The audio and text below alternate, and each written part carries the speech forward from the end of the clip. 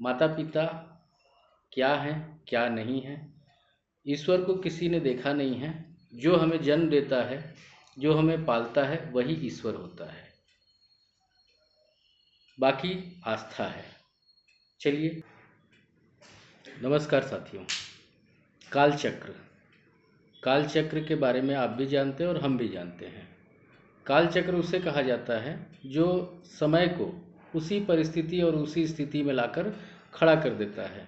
जो घटना आज हमारे साथ हो रहा है वो आने वाले पीढ़ी के साथ भी होगा।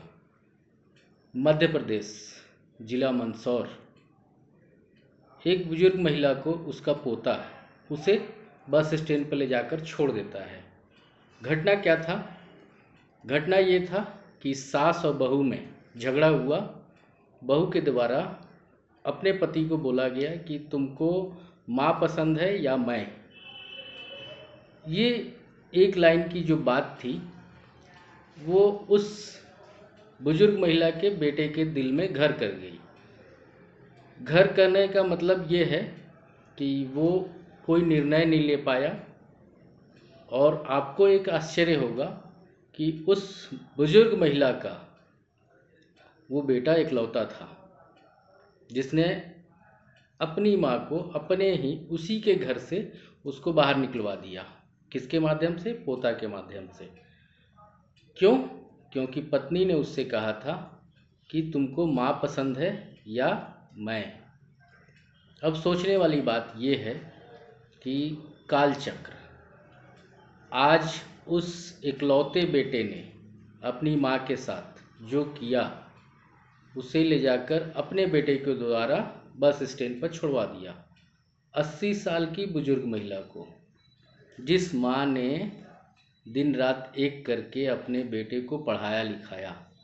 और एक आश्चर्य वाली बात यह भी है कि जिसकी संतान नहीं होती है वो मंदिर, मस्जिद, गुरुद्वारे, चर्च हर जगह जाकर माथा टेकता है और मन्नत क्या मांगता है कि हे भगवान, हे ईश्वर, हमें एक संतान दे दो ताकि हम बुढ़ापे की सहारा बने। बुढ़ापे में वो लाठी बने, वो बैसाखी बने। किसका?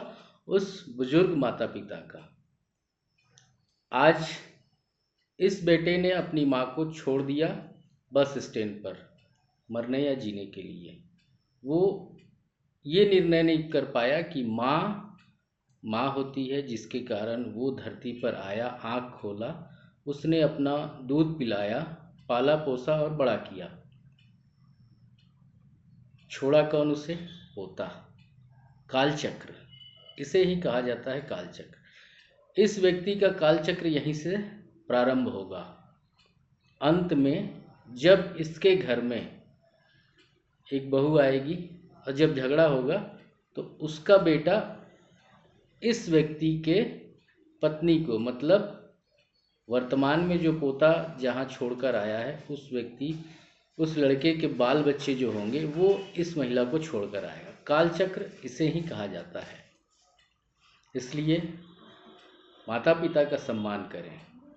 कालचक्र से कोई नहीं बच पाया है और ना कोई बचेगा। घटना दुखद है, विचार करने योग्य है।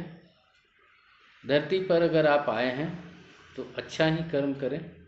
बुरे कर्मों का परिणाम आप और हम ये सोचते हैं कि कभी नहीं मिलता है, लेकिन काल चक्र जो है वो छोड़ता नहीं है किसी को। चलिए, खैर, ये जो आप फोटो देख रहे हैं ये उसी बुजुर्ग महिला का है, 80 साल की हैं।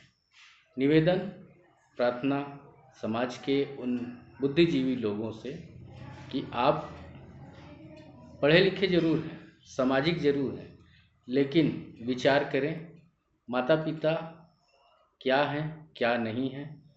ईश्वर को किसी ने देखा नहीं है। जो हमें जन्म देता है, जो हमें पालता है, वही ईश्वर होता है, बाकी आस्था है। चलिए, जय हिंद, जय भारत और जय छत्तीसगढ़। नमस्कार।